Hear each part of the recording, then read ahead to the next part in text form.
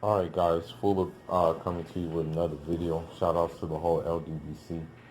So in this video, I just basically want to talk about the fact that we'll probably get the Kovalev Canelo fight, and we'll get it at typical Canelo fashion, where he creates a new weight division, and that weight division is called Canelo weight. And what Canelo weight consists of is basically the opponent being drained at the weight. Um, on Boxing News 24, one of the more less biased medias, it goes to talk about that there's a rumor that Canelo wants to fight Kovalev at a 170-pound catch weight. And I'll go ahead and go over the paragraph about what it says. It says there's talk that Kovalev will need to melt down to 170 pounds to face Canelo at a catch weight, rather than the fight taking place at 175. Having the Canelo-Kovalev match fought at a catch weight of 170 would make it almost like a super middleweight contest rather than a light heavyweight. 168 is the limit for the super middleweight division. There is also rumors of a rehydration clause that will potentially be in play for the Canelo-Kovalev fight. This would limit how much weight both fighters can gain back after they make weight. Obviously, a rehydration limit will hurt Kovalev far more than it would Canelo, who mostly fights at middleweight. A rehydration limit of 190 pounds would make it all but impossible for Kovalev to beat Canelo, especially if the fight involves a catch weight of 170 pounds. So, here we go again. And then after that, they'll do Canelo Triple G Part 3 on in May 2020. So at the end of the game, at the end of the day, I should say,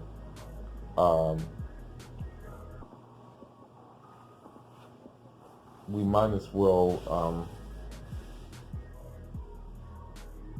we might as well say that, like, Jamal Charlo and Andre, I mean,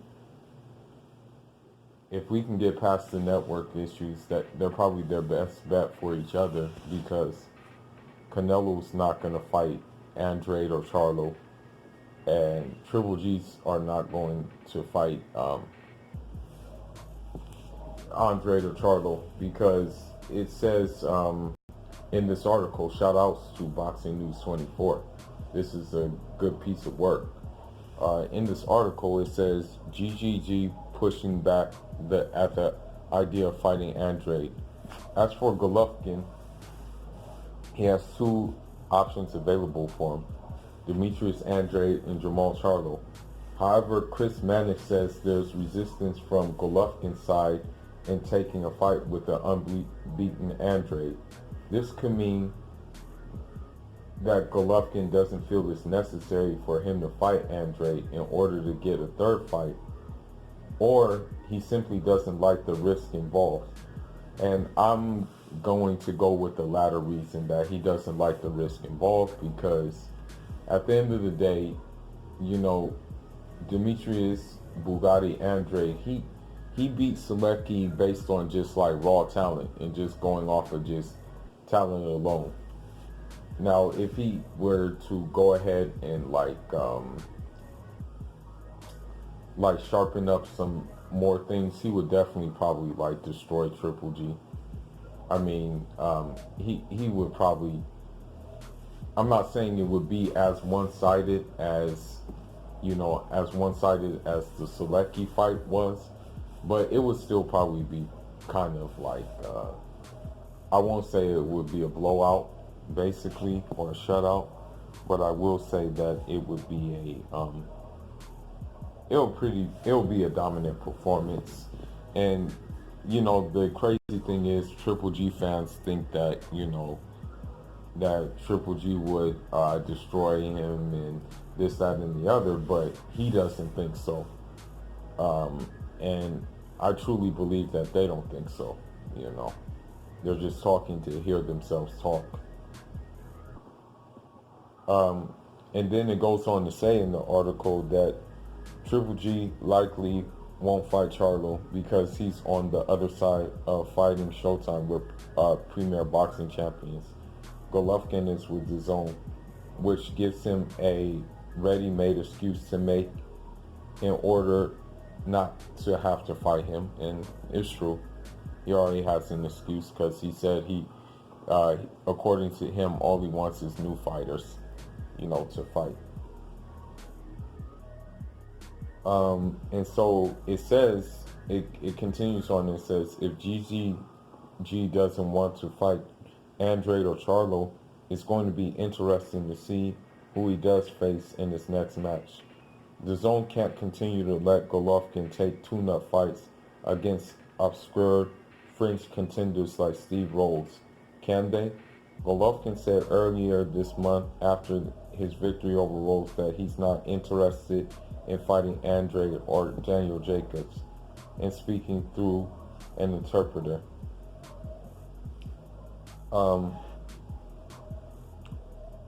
Now, it also says that Golovkin's side has pushed back on the idea of fighting Andrade, said Chris Mannix of Sports Illustrated on Twitter. Charlo will require crossing the political divide, but Charlo is running out of viable opponents at 160 on his side of the street. If Canelo moves ahead with and challenges Sergey Kovalev, two options for GGG Boxing, Demetrius Andrade, who fights tomorrow on DAZN USA, and Jamal Charlo, who fights on Saturday on Show Sports. So with that being said, you know, we can just like stop holding our breath for these fights, you know, because we're not going to get these fights. And it's also now what they're saying in this article. This is a pretty good article. It's now saying that it's believed that the fighter that Golovkin will wind up facing next is Kamil Shearsmeta. He is ranked 3 with the WBC, but he's not a puncher and has never beaten anyone significant. Shearsmeta is like another Steve Rolls, but it's up to DAZN if they're willing to let Golovkin fight guys like this, rather than insist that he face higher rated fighters. A rematch between GGG and Jacobs would be a decent fight, but it seems that Golovkin isn't interested in fighting him again, judging by his comments on the post-fight news conference after his win over Rolls. You're talking about fighters that are already past him. There are a lot of new fighters, very highly rated fighters. Let's talk about them. So, let's talk about Charlo and Andrade then, if you're talking about highly rated fighters. And then it goes on to say that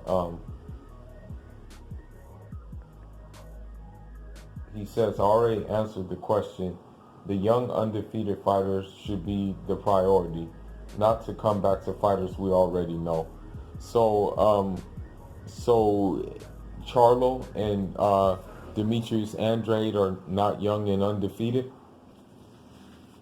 I mean, it's ridiculous that, and then the fans are going to give them passes. They give these dudes passes for this foolery, you know. Like, you guys are so obsessed with liking a fighter based on his color of his skin, based on his nationality, based on these kind of factors, that you overlook the cowardice of this fighter. It's ridiculous. Like, seriously, I can't make this up. Like, I mean, I guess you guys are okay with this though. You know, these fanboys are okay with them doing these kind of like these tactics. I mean, if you're okay with it, so be it. But just don't get mad when someone reports it on the channel about how much of a coward they really are. You can't get mad. You know, it's just telling the truth. Triple G is a coward. Canelo is a coward. And that's just bottom line. You know, until they show otherwise, then that's it. You know, that's what it comes down to. So, you know, and then the thing is, you know, I'm going to still bring this issue up. I'm going to still bring this issue up because of the simple fact that it never happened. And it just goes to show the double standards of these fans. You know, if you want to ask, like, the boxing world who won that Canelo-Lara fight, people are going to say that Lara won the fight.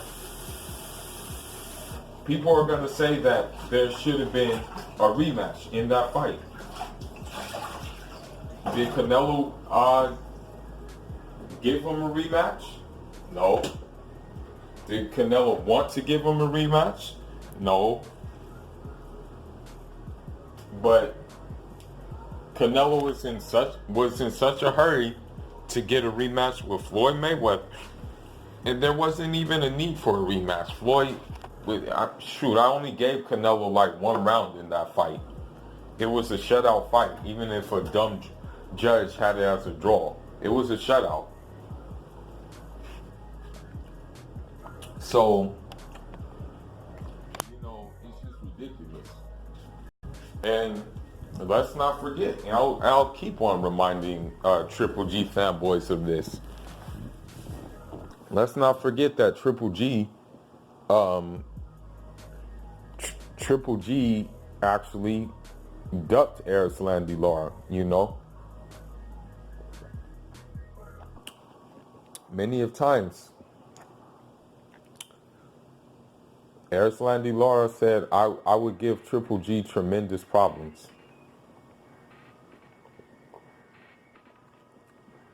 We heard nothing but crickets from Triple G.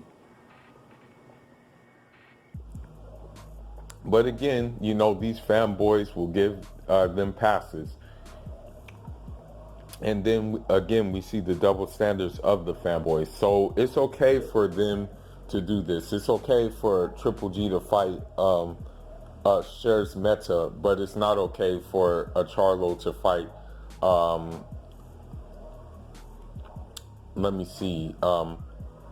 a Brandon Adams. It's not okay for Demetrius Andrade to fight a Sulecki, you know. It's okay for Canelo to fight Sergey Kovalev at a catch weight and with a lot of disadvantages. But it's not okay for, like, Jamal Charlo to fight like a Korobov or something like that. So, with that being said, man, yeah, I mean, you know, the thing is, we keep on seeing the same pattern over and over and over and over again with these guys. With Canelo and Triple G. And so I'm not going to let my foot off the gas. I'm going to call it how it is. And if you Triple G fans and you Canelo fans don't like it, then just don't listen to my videos and just go eat their cocks. Tired of you guys, man. You guys are some punk old fruitcakes. You know? You guys probably sleep with your butt in the air in hopes that Canelo or Triple G will jump behind you guys. Like, seriously, man, enough is enough. Like, you guys get on my nerves, man. Like, for real. Like, you guys are some of the worst fans ever. Because you're not, like, most of you guys aren't even fans of boxing. You're fans of damn fighters. Like, I mean, if you are a fan of the sport, you would want the best to fight the best. And that's just the way I look at it. So with that being said, Fula signing out. Leave your thoughts and leave your comments. Enjoy.